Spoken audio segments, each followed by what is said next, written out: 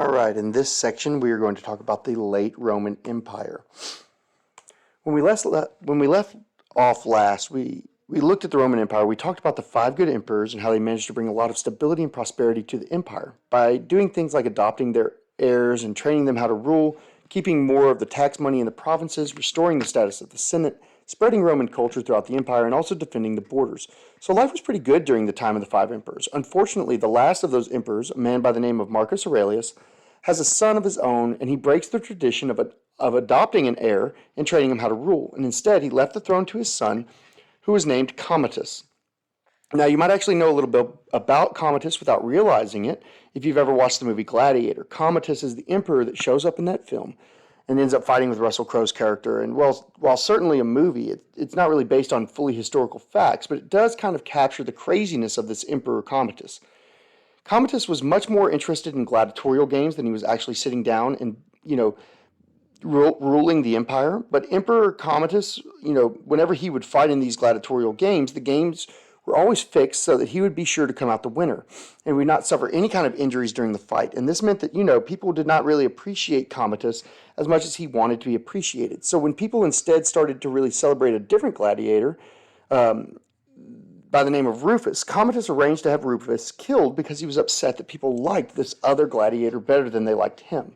And certainly we can see here from his statue that, Commodus had made of himself that he really thinks pretty highly of himself. He's depicting himself as Hercules, but Commodus, because he was such a bad emperor, ends up getting assassinated. And this really starts bringing back that problem of succession, because after his death, what we start to see is a period of about 50 years or so where there's numerous political assassinations that are taking place. There are about 25 or 26 emperors that are ruling. Most of them, kind of work out the math here. There's 25 emperors in about a 50-year period, which means they serve on average 2 years. It should be noted that some of the years were particularly bad. In the year 193, for instance, there's 4 different people who end up serving as emperor. And what's happening is there's kind of almost a constant civil war going on amongst the elite for control of the Roman Empire. And out of those, 25 or 26 emperors, only 2 of them die natural deaths. The rest are either killed in battle, usually trying to fight off people who want to take their throne, or, killed by people who want to take the throne by being assassinated, stabbed to death, or poisoned in order to make way for a new emperor. So it's this period of political chaos. Another problem is that we have, when we move back to the 3rd century, is the issue of barbarians attacks. Remember, Rome has kind of expanded as far as it's going to expand. And one of the main reasons for that is because, beyond the borders of Rome, there really aren't civilizations that the Romans feel are worth conquering. That is, they look at the barbarians and they don't really have anything we want. But the barbarians are looking at the Romans and saying, the Romans do have stuff we want. And they're sending these raiding parties and attack Roman settlements. They try to take stuff away from the Romans, and this is a problem that we see increasing during the 3rd century. It's also very expensive to run the Roman Empire, and we find that economic problems start popping up around the 3rd century as well. The Roman emperors, to try and pay their expenses, start to debase currency. They essentially start making coins that don't have as much gold or silver in them as the old coins used to, and of course all the merchants and stuff realize this. And so they're going to look at these coins and go, okay, well, this coin, doesn't have as much gold or silver in it. It's not as valuable as much as it once was. So they start raising prices. And so we're going to see problems of inflation emerging as well. And finally, the last problem we're going to see is a lack of slaves. So this is all tied to the lack of expansion, because Rome is not continuing to expand. They aren't able to have supplies of, prisoners of war being taken and sold into slavery. And so we start to see this is going to impact agriculture in particular, because it is an area that requires a large amount of slaves to keep up food production.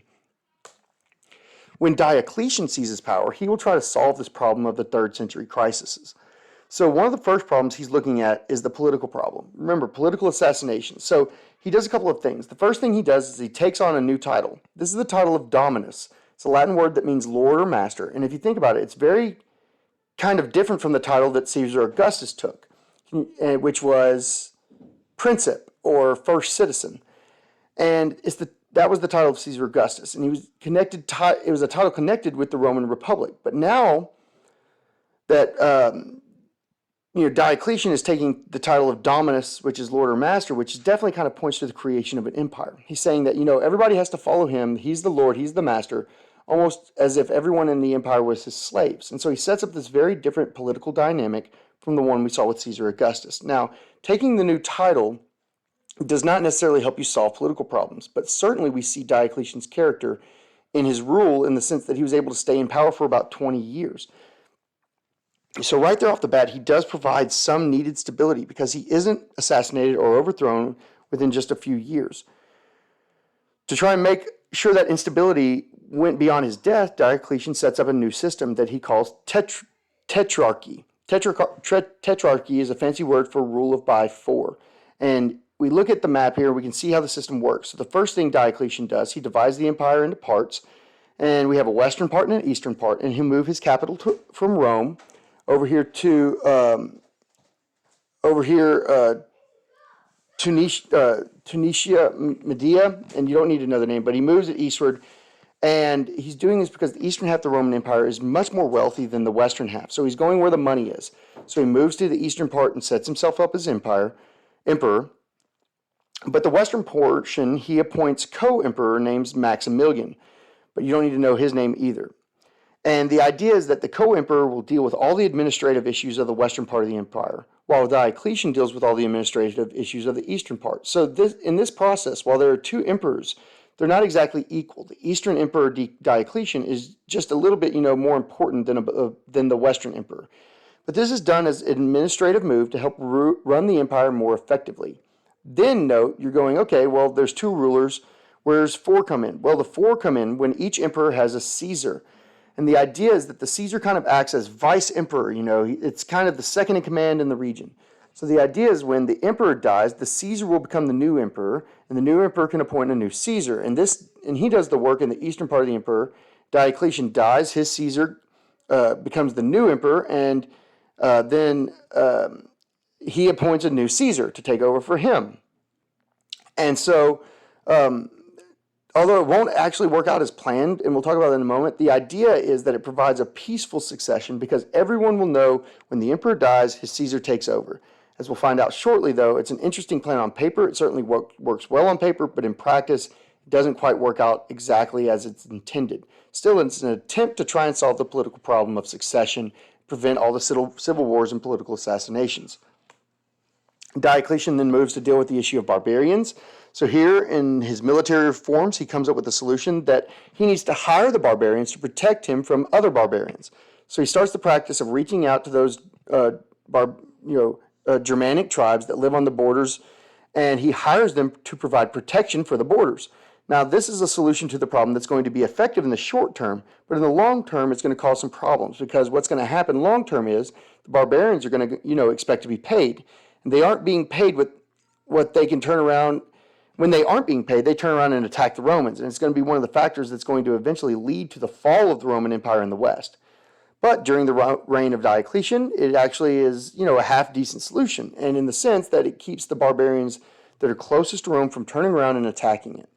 Diocletian also has the problem of economic problems to deal with. The currency has been debased.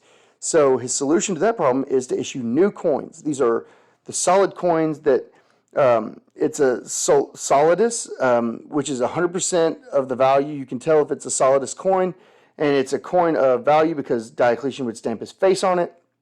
So if you saw the coin with Diocletian's face on it, that it was a coin that was worth its actual value. Diocletian would also try to do things like issue an edict on maximum prices and set price controls on particular goods, and the people would come, and eat a lot of olive oil, grain, and that kind of stuff, but it was only semi-successful. A lot of merchants would simply refuse to carry those products anymore because they wouldn't be able to make a lot of money off them. And, certainly with these solid coins, it's going to, hope that it's going to lead to economic recovery, and that's going to be a slow process. Another thing that we see is that Diocletian has to deal with is the problem of the lack of slaves. So his solution to this is to start tying people to professions. What we mean is that if you're a farmer, you're not going to be allowed to move to the city and give up farming and do something else. You have to stay on your land, you have to be a farmer, and your children have to take over from you and become farmers.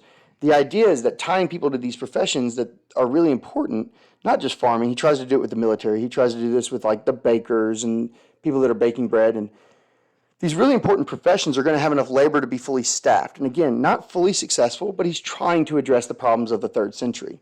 It's just that a lot of these solutions are going to take time to implement. And as we said before, it's not fully successful. And so there's still problems in order to fix. And that it really is deflecting attention away from the problems that Diocletian is trying to find someone to blame. So he decides to blame Christians. He blames them for all the problems. In the year 303, Diocletian launches a great persecution of Christians. This is a much more systematic persecution, and it's a much larger persecution. Numbers vary, but a lot of historians estimate that, perhaps 3,000 Christians were killed during this persecution. So this seems to be a larger number than was normal during the time. So, Diocletian's plan worked to a certain extent, but they're not going to be long-term solutions to these problems. One of the reasons why Diocletian's plans are not working long-term is in part because of this next figure, Constantine. And Constantine will be the one that starts to mess up Diocletian's ideas of tetrarchy. Remember the rule of 4. So Constantine's father was the Western Caesar. However, Constantine's dad died before the Western emperor died. And this created a vacancy in that position. Constantine fully expected that the Western emperor would name him as the new Caesar and that he would become the next emperor. But in the West, this did not happen. The emperor instead appointed another person to be Caesar, and really made Constantine very upset. So Constantine takes his father's army, marches against the city of Rome, and basically starts a civil war against the Western emperor. This is where we see, the succession thing not quite working out as Diocletian planned.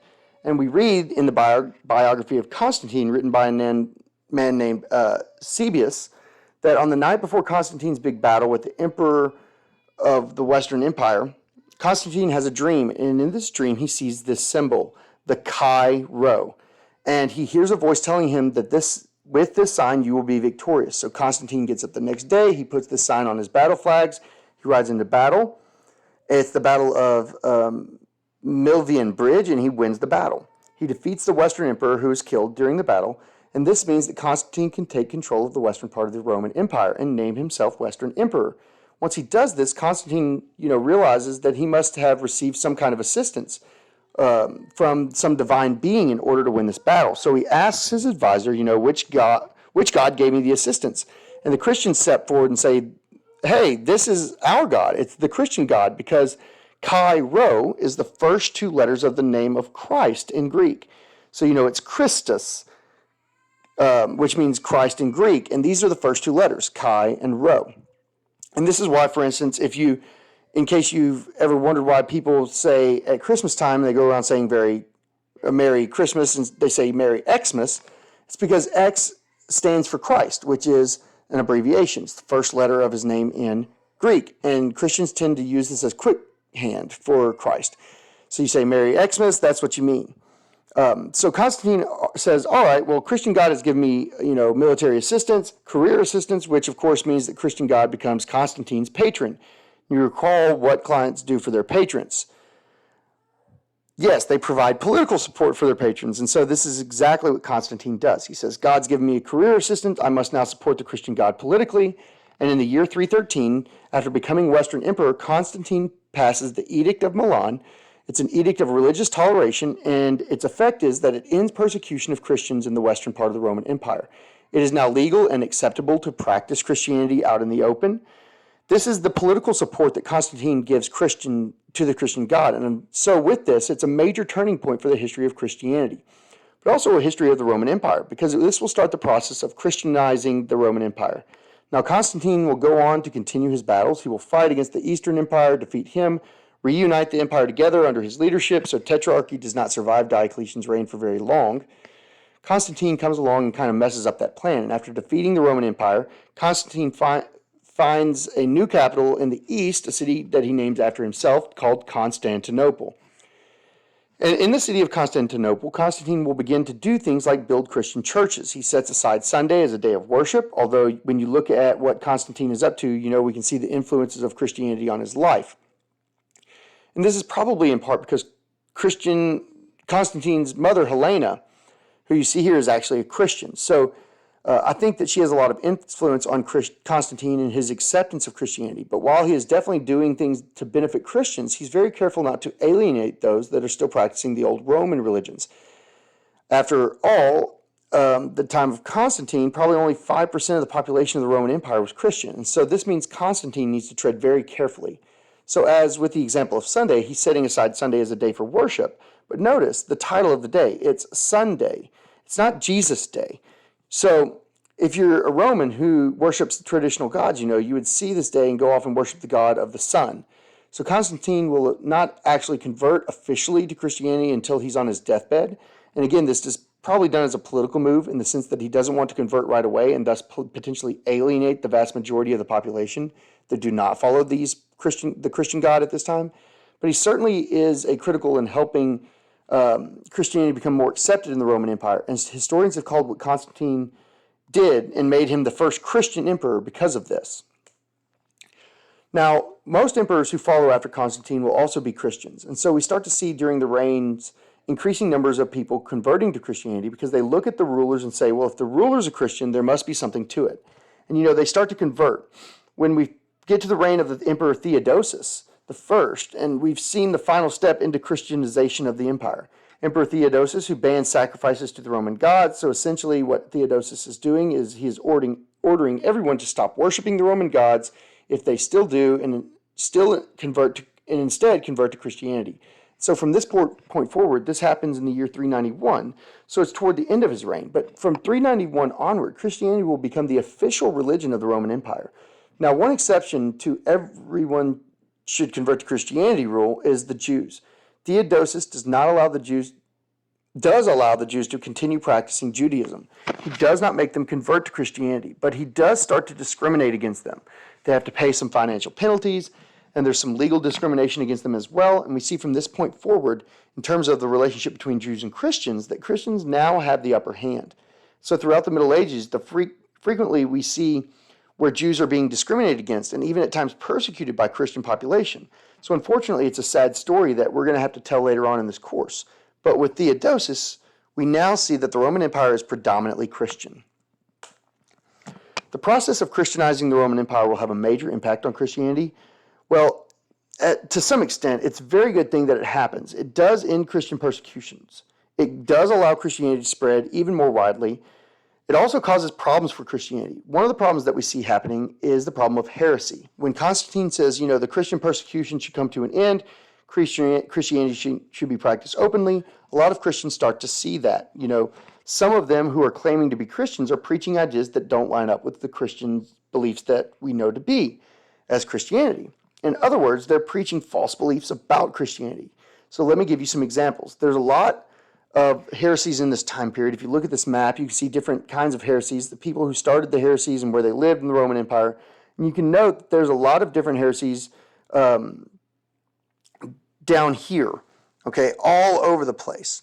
And so one of the first heresies is called Gnosticism. So the Gnostics were a group of people who went around preaching that Jesus came to earth to give secret knowledge about how to get to heaven to his disciples, and that in order to get to heaven, you have to learn this secret knowledge. And hopefully you can see that this is not a good Christian idea. If you read the biblical text, very quickly we see the message of Christianity is not a secret message. It's very open. And in fact, the apostles were all of the missionaries at the time were proclaiming the gospel very openly to anyone who would listen. And this message was not something to be kept secret. It was just to be shared. And so clearly this doesn't line up with Christianity. But it was something that the Gnostics were preaching. Another one of the heresies being spread by the Arians is the Arian heresy.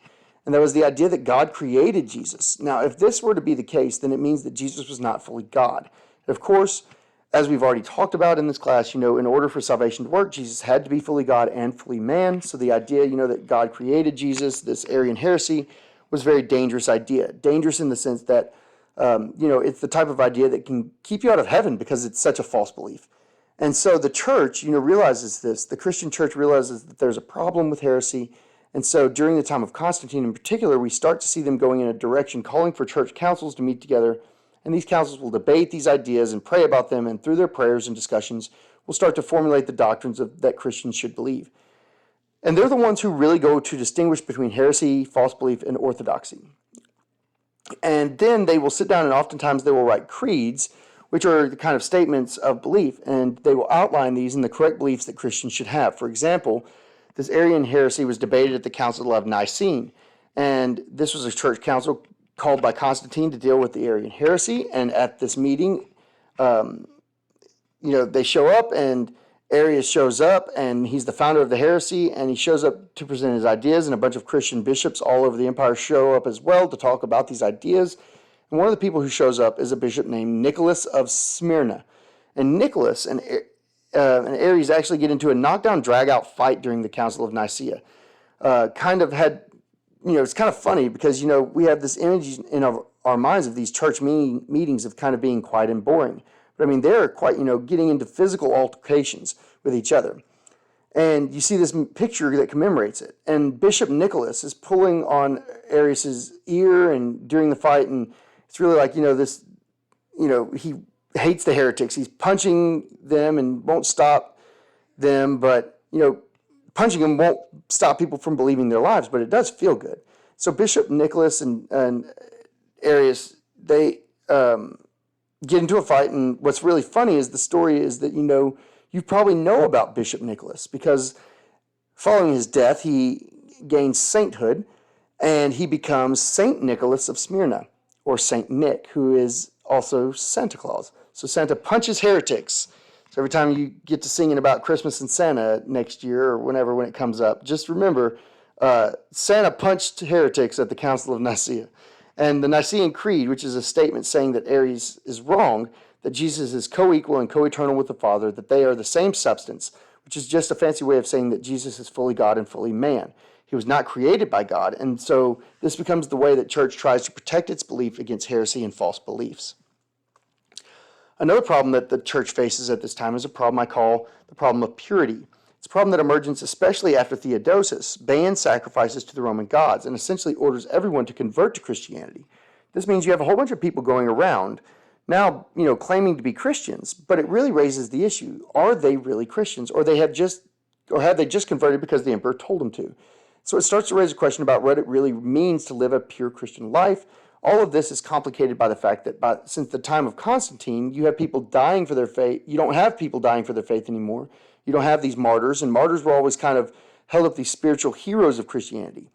And they were kind of held up as, if you really want to show your devotion to God, that you kind of have to live like the martyrs do, and you want to die for your faith, and that Christianity is acceptable, and everybody is a Christian more or less. We don't have the martyrs anymore. So what do? Well, the solution on the part of the church is to kind of make a new form of martyrdom we call monasticism. So if you think in a way, monks and nuns kind of die in a sense. They die to themselves every day. So if you're a monk, if you're a nun, you don't do what you want all the time. You have taken vows of obedience. You give up your wealth because you take vows of poverty. You give up your right to have family because of vows of chastity. And so in this way, you kind of denying yourself a traditional lifestyle. It's almost like they're dying. It's just more that they're dying in a metaphorical sense than in an actual sense. So the monks and nuns are going to become the new spiritual heroes of the Christian church.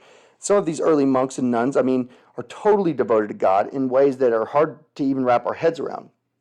I'll give you an example. Simeon the Silite, he goes into the center of town, and he builds himself a pillar. He climbs up on top of it, and he lives on top of the pillar the rest of his life and never comes down. Just remains on top of the pillar, praying and preaching to people who would gather beneath him. And of course, in this image, you can see that he does have a basket that would lower down to get food and stuff like that. And I don't know how he used the bathroom, but it's kind of strange. But in effect, that certainly is a radical kind of lifestyle to live. And it shows extreme devotion to Christianity. And I would argue today that, we are called to die to ourselves every day. And I don't think that God calls most of us to live our lives on top of a pillar. But in any effect, what we see here is this tradition of Christianizing the empire. Certainly benefits Christianity in a sense that people are no longer being killed, but it's presenting some problems for the early church as well. So when we think about this late Roman Empire, I think we can see several points of historical significance coming out of it. First, Constantine decides to move the capital to Constantinople. He's keeping it in the eastern part of the empire, so it's a decision that he's going to ensure that Roman emperors really see the eastern half of the empire as being more important and more valuable than the west. I think this is going to be one of the background factors that helps lead to the fall of the Roman Empire in the West. Another thing we can see is the process of Christianizing the empire does create a lasting connection between Christianity and politics. This could have both benefits and disadvantages. So one major benefit is that the Roman Empire does fall in the West. The leaders of the church are going to step in and provide a lot of needed stability at that time.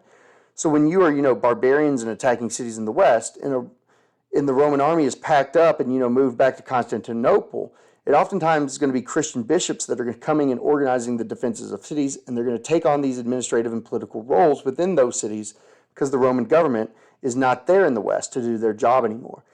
There's also a downside to all of this. The Christianity gets very closely connected with politics. Sometimes Christians start to love politics more than they love Christianity. And certainly Christians can become power hungry and abuse that power. We see some of this happening during the Middle Ages when Christianity does try to become very political and powerful and go up against the power of kings. And one could even argue that this problem continues today, even with American politics. Bad things happen within the church sometimes, and they're more concerned about politics when it comes to living out the faith in the Bible. But in effect, we can say that the late empire is a time we do see some challenges in the 3rd century. Some solutions also, but solutions are not going to be long-term, and certainly we're setting up everything for the fall of the Roman Empire in the western half of the empire for sure. And that's a topic we're going to talk about next. Thanks for watching.